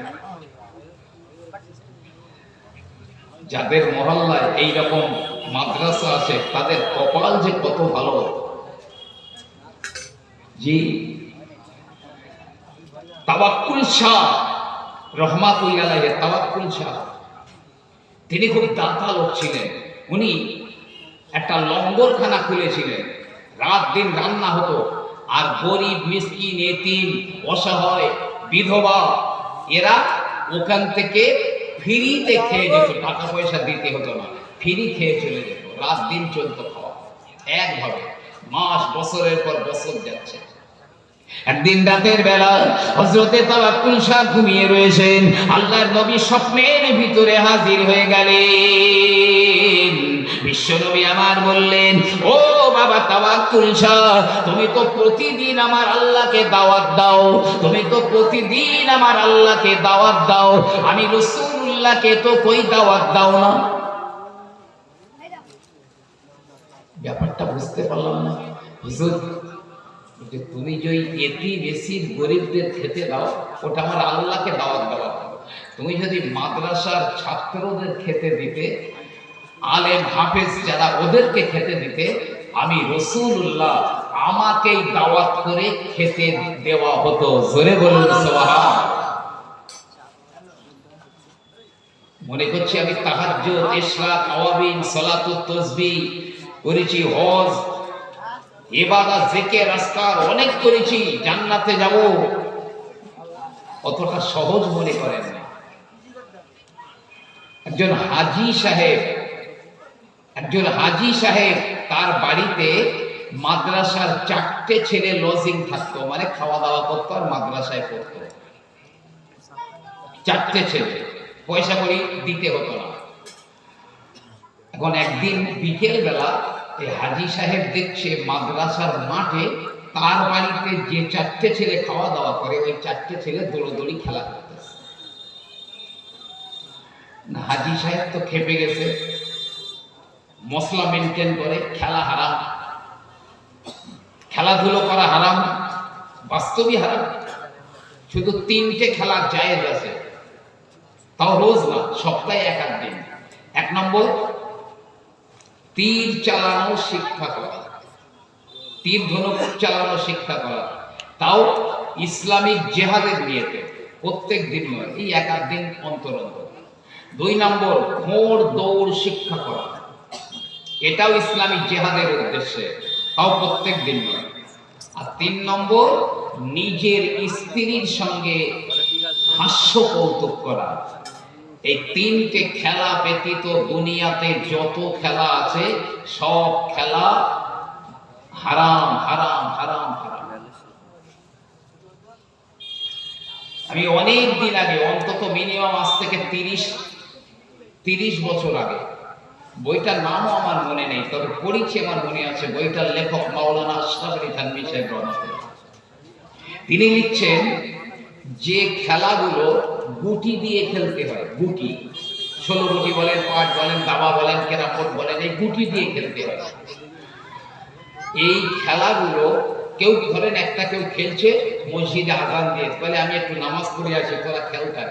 উনি লিখছেন ও যেন রক্ত আর পুঁজ দিয়ে অজু করে নামাজ পড়তে গেল। আর চৌসার বলে একটা খেলা আছে, চৌসার মানে দাবা খেলার মতোই। নবী বলছে ওই খেলা খেলতে খেলতে কেউ ধরুন নামাজ পড়তে গেল, ও শুকরের রক্ত দিয়ে অজু করে নামাজ পড়ল। হাজী সাহেব দেখছে এই হারাম কাজ, এরা মাদ্রাসায় পড়ে আর খেলাধুলো করছে। হাজী সাহেব খেপে গেছে, এই আজ থেকে আমার বাড়ি কেউ খেতে যাবি না, তোরা এত বড় বেয়াদব, মাদ্রাসায় পরিসরে খেলা করছিস, তোরা যা, আমার বাড়ি আর কেউ ঢুকবি না। এখন এই 4টে ছেলে দেখলো লজিং তো কেটে গিয়েছে, এখন কি করব, বাড়ি চলে গেল, বাড়ি গেছে। এরা তো বাড়ি গেল, ওই রাতে হাজী সাহেব ঘুমিয়ে রয়েছে, ঘুমিয়ে ঘুমিয়ে স্বপ্ন দেখে কিয়ামত হয়ে গিয়েছে, আল্লাহ রাব্বুল আলামিন পুলসিরাত বানিয়েছেন। সবাইকে বলে ও আমার বান্দা বান্দীরা, ওই পুলসিরাত পার হয়ে জান্নাতে চলে যা। হাজী সাহেব বলছে, আমি হাজী সাহেব উঠেছে পুলের উপরে, 1-2 পা সবে মাত্র গিয়েছে, এবারে হাজী সাহেবের টলুনি এসে গিয়েছে, পড়ে গেল জাহান্নামে, কেটে পড়ে গেল, আর উপায় নাই। ওই মুহূর্তে হাজী সাহেব দেখছে আমার বাড়ি যে 4টে ছেলে লজিং এ খাওয়া দাওয়া করতো, ওই 4টে ছেলে ওই তো দৌড়দৌড়ি করতে করতে পুলসিরাতটা পার হয়ে যাচ্ছে। দুনিয়া যেরকম খেলা করছিল, ওইরকম খেলা করতে যেতে পার হয়ে যাচ্ছে। এখন হাজী সাহেব তো অবস্থা খারাপ, এই কেটে পড়লো জাহান্নামে। কারণ ওই 4টে ছেলে দূর থেকে একবার পিছনে ফিরে হাজী সাহেবকে দেখতে পেয়েছে, দেখতে পেয়েছে এই ওই তো সে আমাদের হাজী সাহেব চাষাদা, ওই দেখ পড়ে গেল জাহান্নামে, দৌড়ো। আরে আমাদের একদিনে হলেও তো খেতে দিয়েছে, পড়ে গেল। ওই 4টে ছেলে দৌড়ে দৌড়ে পিছনে চলে এলো, এসে হাজী সাহেবের হাত ধরে টানতে টানতে টানতে টানতে পুলসিরাত পার করে ওই পারে নিয়ে গেল। সুবহানাল্লাহ। আর হাজী সাহেবের ঘুমটাও ভেঙে গেল। এই যা বলছি সব পাবেন আহলে দিলকে তড়পা দেনে ওয়ালে ওয়াকিয়াত আর খুতবাতে জুলফিকারি দুটো কিতাবের মধ্যে পাবেন। তো ঘুম ভেঙে হাজী সাহেব কেঁদে জারেজা হয়ে যাচ্ছে, আল্লাহ কি সর্বনাশ আমি করলাম। সকালে ফজরের নামাজ পড়ে ওই চারটে ছেলের বাড়ি দৌড়ে দৌড়ে গিয়েছে, ও বাবা মাফ করে দাও, কান ধরে অন্যায় স্বীকার করে মাফ করে দাও, ক্ষমা করে দাও, অন্যায় করেছি। ছেলেরা বলে চাচাজি আপনি এমন করবেন না, আপনি হলেন আমাদের মুরব্বী, কেন এমন করেন? হাজী সাহেব বলে বাবা স্বপ্নের কথাটা জানিয়ে দিয়ে বলে আমার হজ, আমার যাকাত, আমার কুরবানি, আমার তাহাজ্জুদ, ইশরাক, আওয়ামিন, সালাতুত তাসবিহ, না না না কোন আমল আমাকে পুলসিরাত পার করে দিতে পারছিল না। তোমরা দেখতে পেয়ে আমার হাত ধরে টেনে টেনে পুলসিরাতটা পার করে দিয়েছো। যাদের ওসিলায় আমি পুলসিরাতটা পার হয়ে গেলাম, তাদের সঙ্গে এমন আমি বেয়াদবি করলাম, এমন খারাপ আচরণ করলাম, বাবা চলো তোমরা যেমন আমার বাড়ি ছিলে তেমন থাকবে আর ওই মাদ্রাসায় পড়াশোনা করবে। পুঁজি একমাত্র বড় পুঁজি, এই পুঁজিতে এই ব্যবসায় যারা পুঁজি খাটিয়েছে বিশ্বাস করেন তারা হারগিজ ঝাড় হয়ে যাবেন না, কখনোই না, কখনোই ঝাড় হবেন না। এই দেখুন না, আমি আরো সিরিয়াস কথা বলছি, আরো খুব সিরিয়াস কথা বলছি, একজন মাতাল অক্ষরের কথা বলছি। রাস্তার ধারেই বাড়ি, একটা তলিবুল ইলম, একদম রাস্তার ধারে বাড়ি, খুব অসহায় গরিব। তো সন্ধ্যার পরে একটা কেরোসিনের বাতি জ্বালিয়ে ছেলেটা কোরআন তেলাওয়াত করছে। খুব মন দিয়ে শুনবেন, কেরোসিনের বাতি জ্বালিয়ে ছেলেটা কোরআন তেলাওয়াত করছে। এখন ইতিমধ্যেই বাতিটা নিভে গেছে, মানে কেরোসিন ফুরিয়ে যাওয়ার জন্য বাতিটাও আস্তে আস্তে নিভে গেছে। আর এই ছেলেটা আল্লাহর কাছে বলছে, হে আল্লাহ তুমি আমাকে এত অসহায় এত গরিব কেন বানালে? আল্লাহ আমার কাছে কিচ্ছু নেই যে একটু তেল কিনে এনে আবার বাতি জ্বালিয়ে তোমার কালাম পড়বো, আল্লাহ এত অসহায় কেন বানালে? ঠিক ওই সময় একটা লোক মদ খেতে যাচ্ছিল, ওর বাড়ির পাশ দিয়ে রাস্তা দিয়ে মদ খেতে যাচ্ছিল। এই লোকটা জুম্মা পড়েনি কোনোদিন, এই লোকটা 5 ওয়াক্ত নামাজ পড়েনি, রোজা করেনি, একটা নেক আমল করেনি। ওই লোকটা যাচ্ছিল আর ওই ছেলেটা আক্ষেপের সুরে এই কথাগুলো বলছিল। এই মাতালের কানে ওই ছেলেটার কথাগুলো চলে এলো। এই মাতালটা ঘরের ভিতরে ঢুকে গেল, ঢুকে বলছে, বাবা ছেলে তুমি এক্ষুনি যেন কি বলছিলে গো? বলে চাচাজি আমার কেরোসিন নিভে যাওয়ার কারণে বাতি নিভে গিয়েছে, আমি কোরআন পড়ছিলাম বাতিটা নিভে গিয়েছে, আমার কাছে কিছু নাই, বড় অসহায় আমি, তাই আমি আমার আল্লাহকে বলছিলাম, আল্লাহ পাক তুমি আমাকে এত অসহায় কেন বানালে? আল্লাহ আমার কাছে পয়সা নেই যে কেরোসিন কিনে বাতি জ্বালিয়ে কোরআন পড়বো। ওই মাতালটা বলছে, বাবা চিন্তা করো না গো, চিন্তা নাই, আমি এখন মদ খেতে যাচ্ছিলাম গো, আমার কাছে শুধু মদের টাকাই রয়েছে, যে টাকা দিয়ে মদ খাবো ওই টাকাটা আমার কাছে রয়েছে বাবা, আজ আমি মদ খেতে যাব না, আমার ওই মদের টাকা দিয়ে তোমার কেরোসিন কিনে এনে দিই, তুমি বাতি জ্বালিয়ে আল্লাহর কালাম পড়ো। একটু দাঁড়াও, ও একটা দোকানে গিয়ে ওর এই মদ খাওয়া টাকা দিয়ে কেরোসিন কিনে এনেছে। এই লোক বাতি জ্বালাও, আল্লাহর কালাম পড়ো, আর শোনো আমি কথা দিচ্ছি আগামী কাল থেকে আমি মদ খাবো না, আমি যে টাকায় মদ খেতাম ওই টাকা দিয়ে তোমার প্রতিদিন কেরোসিন কিনে দেবো, যাতে তুমি রাতের বেলা আল্লাহর কালাম পড়তে পারো। এরপর মদ খেতে যাওয়া হলো না, বাড়ি চলে গেল। ছেলেটা বাতি জ্বালিয়ে কোরআন তেলাওয়াত করছে, এ বাড়ি ফিরে গেল। ওই রাতের বেলা এই মাতালটা রাত দুপুরে মারা গিয়েছে, সকাল হলো না, রাত দুপুরে মারা গিয়েছে। সকালবেলা গ্রামের লোকেরা খবর পেয়ে গেল অমুক মারা গিয়েছে। গ্রামের লোকজনেরা এক জায়গায় হয়ে গেল, সবাই বলা বলি করে না না এর জানাজা পড়বো না, এর দাফনও করবো না, কারণ এত বড় পাপী আর এলাকায় নাই, এর কোনোদিন জুম্মার নামাজ নাই, 5 ওয়াক্ত নামাজ নাই, না কোনো ইবাদত বন্দেগী রয়েছে, এ হলো আল্লাহর বড় দুশমন, এর জানাজাও নয়, দাফন কাফনও নয়। কি হবে তাহলে? বলে চল মাঠে ফেলে দিয়ে আছে, শিয়াল কুকুরে খেয়ে নে, চিল শকুন ছিঁড়ে খেয়ে নে। তো কয়েকজন লোক ধরাধরি করে ওই লাশটা মাঠের মাঝখানে ফেলে দিয়েছে, ফেলে দিয়ে বাড়ি আসে।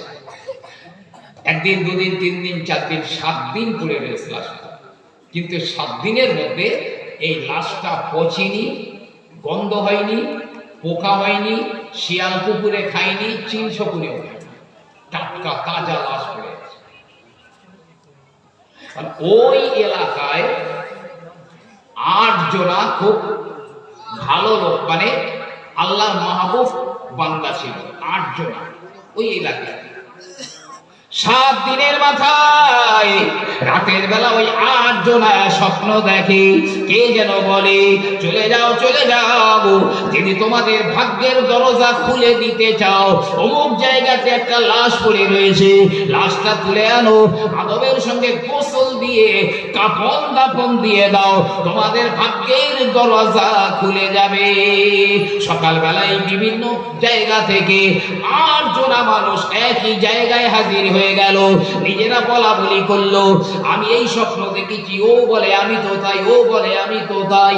সবাই মিলে লাশটাকে ধরে নিয়ে ওই গ্রামে নিয়ে গেল, ওই গ্রামে নিয়ে গেছে, নিয়ে গিয়ে গোসল দিয়েছে, কাফনও পরিয়েছে, জানাজার জন্য রেডি হচ্ছে। এখন খবর পেয়ে গ্রামের সব লোক ওই জায়গায় জড়ো হয়ে, আবার বৃদ্ধ বনিতা সব ওই জায়গায় জমায়েত হয়ে গেছে। এই কাণ্ড ভাণ্ড দেখে গ্রামের লোকেরা বলছে, হুজুর আপনারা তো সাধারণ মানুষ নন, আল্লাহর প্রিয় বান্দা, তো আমরা ঘৃণা করে ফেলে দিলাম, এ তো এর এই ব্যাপার, তা আপনারা লাশটা তুলে এনে কেন গোসল দিয়ে কাফন দিয়ে জানাজা করবেন, কারণটা? এটা নাও চিন্তা করছেন, তাই তো ব্যাপারটা তো ঠিক, কিন্তু কারণ কি? আচ্ছা এই তোমরা কেউ বলতে পারবে এই লোকটার জীবনের বিশেষ কোনো আমলের কথা বলতে পারবে? কেউ জানে না, জানে ও মত করছিল, খোদার একজন বড় নাফরমান বান্দা ছিল। এখন কেউ কিচ্ছু বলে না। সেই কেরোসিনের দোকানদারটাও ছিল ওই দলে, কেরোসিনের দোকানদার গুটি গুটি গুটি গুটি পায়ে সামনে চলে এলো, হুজুর যে রাতে এই লোকটা মারা গিয়েছিল ওই রাতের একটা ওর আমলের কথা আমি জানি। কি জানো বলো? হুজুর ও একটা তলিবুল ইলমকে ওর মদ খাবার টাকা দিয়ে কেরোসিন কিনে দিয়েছিল, ওই দিনে ওর মদ খাবার হয়নি, ওই টাকা দিয়ে কোরআন তেলাওয়াতের জন্য একটা তলিবুল ইলমকে কেরোসিন দিয়েছিল। আমি এতটুকু জানি। সেই গরিব তলিবুল ইলমটা সেও ছিল ওই দলে। ছেলেটা কাঁদতে কাঁদতে একদম সামনে চলে এলো, হুজুর আমি সেই গরিব তলিবুল ইলম, আমারই কেরোসিন কিনে দিয়েছিল মদ খাওয়া টাকা দিয়ে, এবং বলেছিল আগামী কাল থেকে আর মদ খাবো না, ওই টাকা দিয়ে কেরোসিন কিনে দেব। আর যারা মাহবুব বান্দারা বলে আর বলা লাগবে না, যদিও পাপী তাপী সারাবি ছিল, তবু ও যে রাত্রে মারা গিয়েছে ওই রাত্রের ওর এমন একটা আমল রয়েছে, আমার আল্লাহ রাব্বুল আলামিন ওই আমলের দ্বারা হয়তো ক্ষমা করে দিয়েছেন। সবাই জানাজার নামাজ পড়ে নিল, গ্রামের লোকেরাও দাঁড়িয়ে গেল, কারণ এই বিশিষ্ট আল্লাহর ওলিরা দাঁড়িয়েছেন। সবাই জানাজার নামাজ পড়ে দাফন করে দিয়েছে, যে যার ঘরে ফিরে গেল। ওই রাতের বেলা ওই 8 জন আল্লাহর প্রিয় বান্দা, ওই কেরোসিনের দোকানদার, ওই তলিবুল ইলম, গ্রামের যারা পরেশগার মুত্তাকি মানুষেরা রাতের বেলা স্বপ্ন দেখে মদিনার সবুজ গম্বুজের নিচে আমার রাসূলুল্লাহ বসে আছেন, একদিকে সাহাবায়ে কেরামেরা বসে আছেন, আর একদিকে ওই সারাবিটা বসে আছে। সবাই অবাক, আরে এ না একটু কেরোসিন দিয়েছিল একটা ছেলের কোরআন তেলাওয়াতের জন্য, তার জন্য এত বড় দরজা? এরা যেন ঠিক মানে নিজের চোখকে বিশ্বাস করতে পারছে না। প্রিয় নবী আমার মুস্কি হেসে হেসে বললেন, ও বাবারা, তোমরা কি বড় অবাক হয়ে গেলে? শুনে রেখে দাও, এ পাপী ছিল, নাফরমান ছিল ঠিকই, ও সারাবি ছিল ঠিকই, তবে যে রাত্রে মারা গিয়েছিল ওই রাতে ওর ওই আমলটা আমার আল্লাহ এত পছন্দ করে নিয়েছেন। ওই একটা আমলের জন্য একটা ছেলেকে কোরআন তেলাওয়াতের জন্য কেরোসিন কিনে দিয়ে কোরআন তেলাওয়াতের সুযোগ করে দিয়েছিল। একটা কারণে আমার আল্লাহ রাব্বুল আলামিন ওর জীবনের তামাম গুনাহগুলো মাফ করে দিয়েছেন। 70টা হুরের সঙ্গে আমার আল্লাহ ওকে বিয়ে দিয়েছেন। আর আমি রাসূলুল্লাহ আমার পাশে বসবার মতো তৌফিক আমার আল্লাহ রাব্বুল আলামিন দিয়েছেন।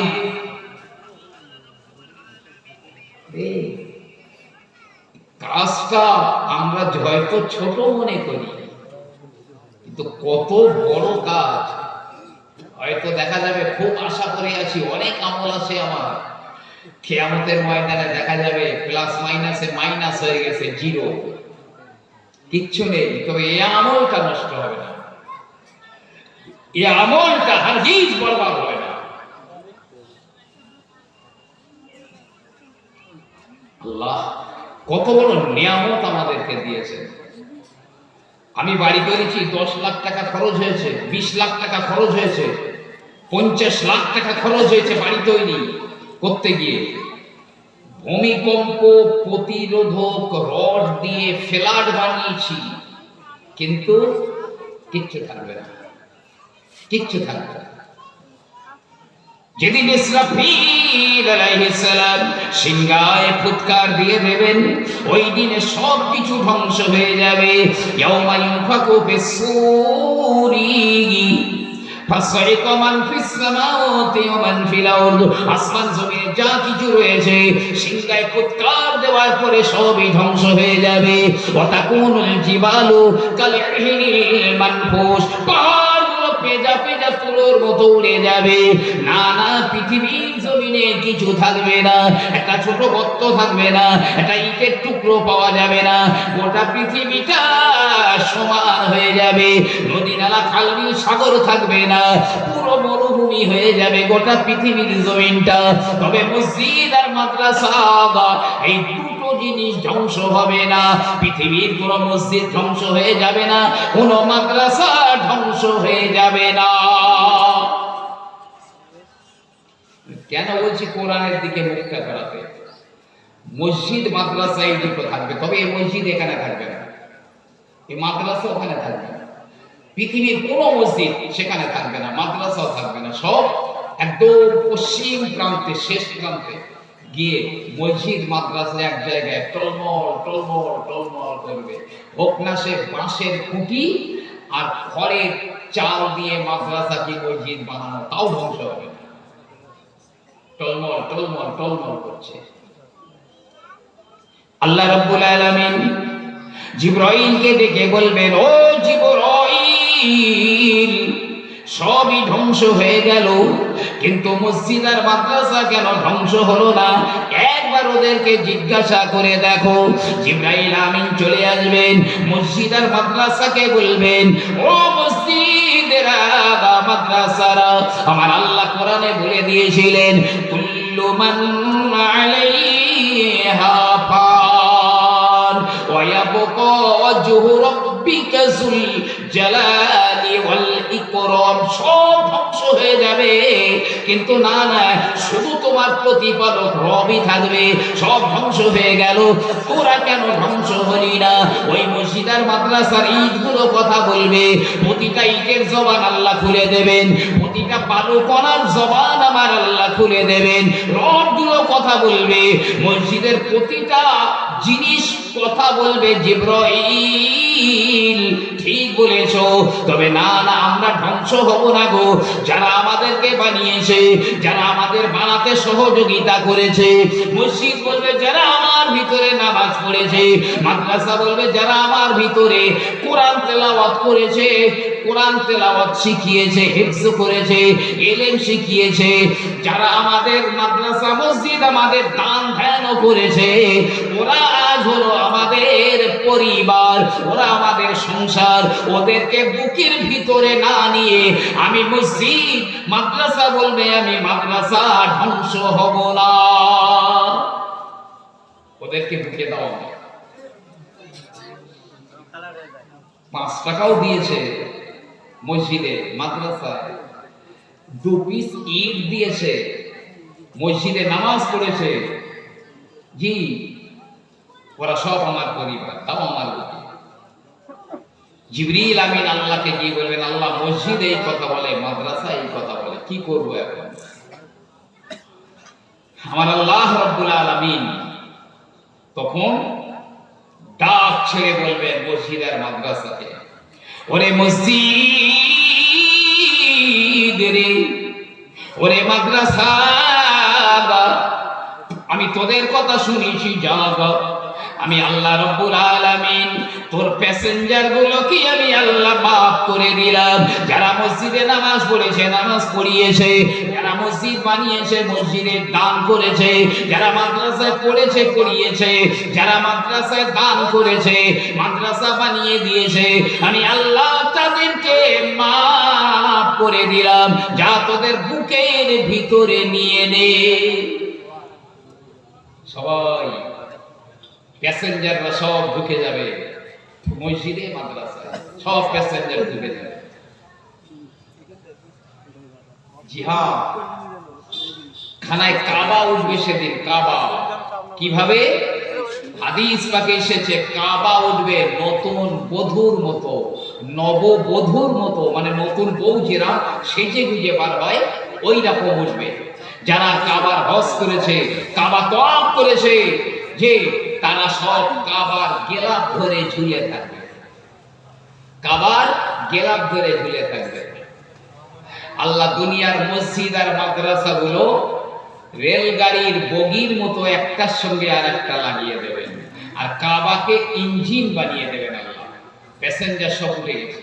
আমার আল্লাহ পাক বলবেন, ওরে কাবা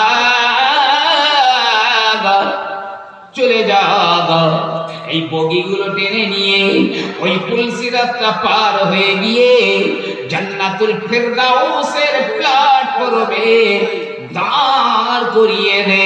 চোখের পলক মারার আগে কাবা, পৃথিবীর মসজিদ আর মাদ্রাসাগুলো টেনে নিয়ে জান্নাতুল ফেরদাউসের প্ল্যাটফর্মে দাঁড় করিয়ে দেবে। জোরে বলুন না সুবহানাল্লাহ। এই প্যাসেঞ্জার গুলো বিনা হিসাবে আল্লাহ জান্নাতে চলে যাবে। তারপরে মসজিদ মাদ্রাসা ধ্বংস হবে। চিরস্থায়ী সুখ। কতটা সুখ শান্তি পেয়েছি আর কতটাই বা দুঃখ পেয়েছি। জিন্দেগিটা তো 1 থেকে 1.5 মিনিটের মতো। এই জিন্দেগিটা, দুনিয়া কামাই করা, দুনিয়ার মহব্বত ভালোবাসা, পরকালে সুখ শান্তির সঙ্গে কোন রকম মানে তুলনাই হয় না। কোন দিকে জ্ঞানী মানুষরা অবশ্যই বুঝতে পারছেন কোন দিকে আমরা যাব। জি হ্যাঁ, আগে বাড়বো। আর একবার খুব মহব্বতে দরুদ আল্লাহুম্মা সাল্লি আলা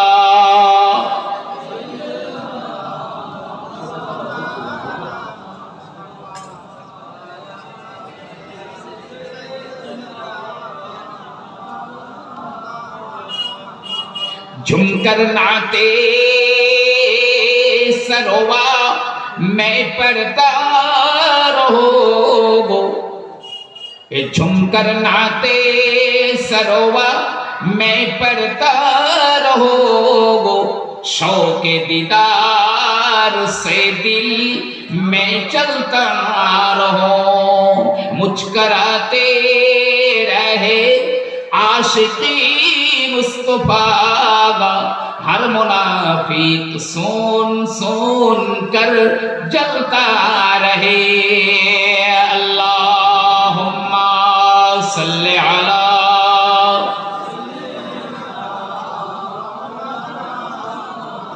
वाला आले सय्यिदिना।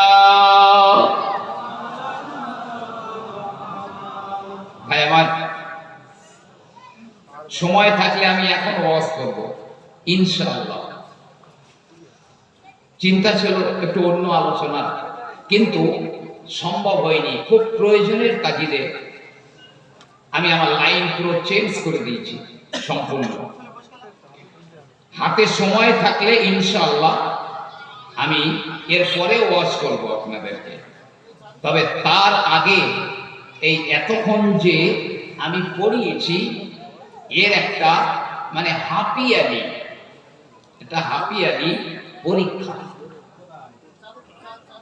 এবং খুব অল্প সময়। আমার ইচ্ছা আমি ইনশাআল্লাহ এরপরে ওয়াজ করব। আমার পরবর্তী বক্তা আসছেন আমাদের বন্ধুবর আলহাজ হযরত মাওলানা আবুল কালাম সাহেব আসবেন। উনি আসা পর্যন্ত আমি রয়েছি। এখন একটা কথা বলি, এই মাদ্রাসার স্বার্থে আমি এতক্ষণ চিল্লেছি। এই মাদ্রাসা যদি আল্লাহ কায়েম করান, আল্লাহ পাক যদি কায়েম করান,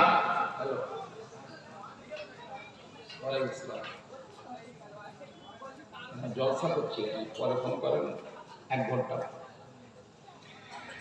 আল্লাহর কোন বান্দা বলতে পারবেন একজনা যে এই মাদ্রাসার জন্য 5,000 টাকা দিতে পারবেন? 5,000 টাকা। এই জান্নাতের বাগানে বসে রয়েছেন, জান্নাতের বাগানে বসে আরেক জান্নাত তৈরি করার জন্য দিচ্ছেন। আল্লাহর কোন বান্দা আছেন বলতে পারবেন যে কাল অনন্ত অনন্ত শেষ নেই, সেই জীবনের সুখের জন্য 5,000 টাকা দিতে পারবেন? নবীজি বলেছেন আস-সাদাকাতু তাসুদ্দু 70 বাবাম মিনাশ শাররি, একবার দান করলে 70টা মুসিবতের দরজা, আসমানি বালা জমিনি বালা, এইরকম 70টা মুসিবতের দরজাকে আমার আল্লাহ রাব্বুল আলামিন বন্ধ করে দেন। জোরে বলুন সুবহানাল্লাহ। করোনা চ্যালেঞ্জ করছি, ঢুকবে না। জি, এইডস ঢুকবে না, প্লেগ ঢুকবে না, মহামারী ঢুকবে না। 70টা মুসিবতের দরজাকে আল্লাহ বন্ধ করে দেবেন। আর আল্লাহর ওয়াদা সত্য। আল্লাহ বলেছেন আমার দ্বীনের জন্য তুমি যেটা দেবে আমি আল্লাহ ওয়াদা করছি তোমার কাছে আমি তার 10 গুণ পাঠিয়ে দেবই। এই আল্লাহর সঙ্গে একটাবার ব্যবসা করে দেখেন না, ওর চাইতে 10 গুণ আপনি পান কিনা। জি, এ দেনা তো দেনা নেই, এই দেওয়াটা মোটেও দেওয়া নয়, বলকে লেনা হয়, বরং আপনি নিচ্ছেন। এর অনেক ঘটনা আমি জানি।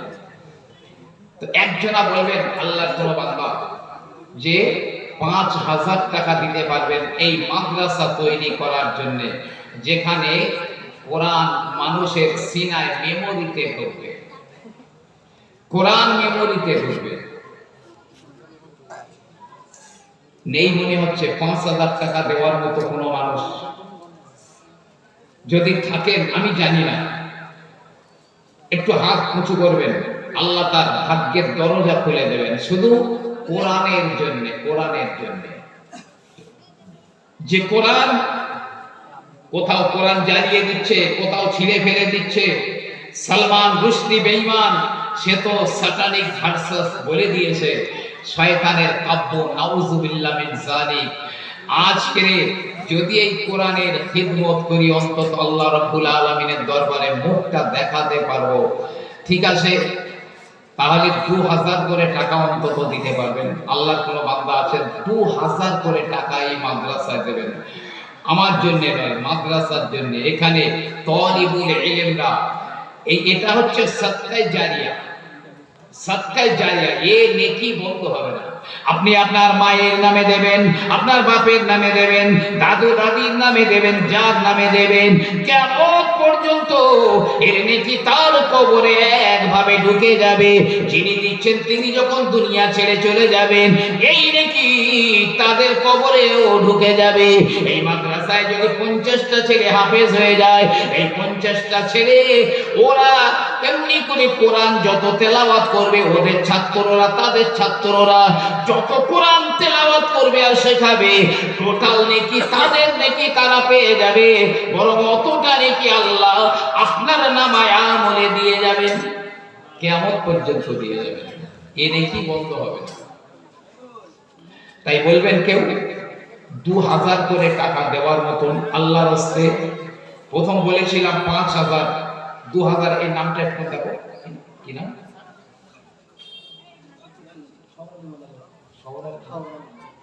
সওগার আলী মোল্লা, মাশাআল্লাহ মাশাআল্লাহ। উনি প্রথম বলেছেন আমি 2000 টাকা দেব। একটু জোরে বলুন নারে তাকবীর, নারে তাকবীর। 2000 টাকা বলুন মারহাবা। আয় রব্বুল আলামিন, তুমি সাক্ষী রয়ে যাও জান্নাতের বাগানে বসে, মসজিদের সামনে বসে কোরআনের জন্য 2000 টাকা দেওয়ার ওয়াদা করলো।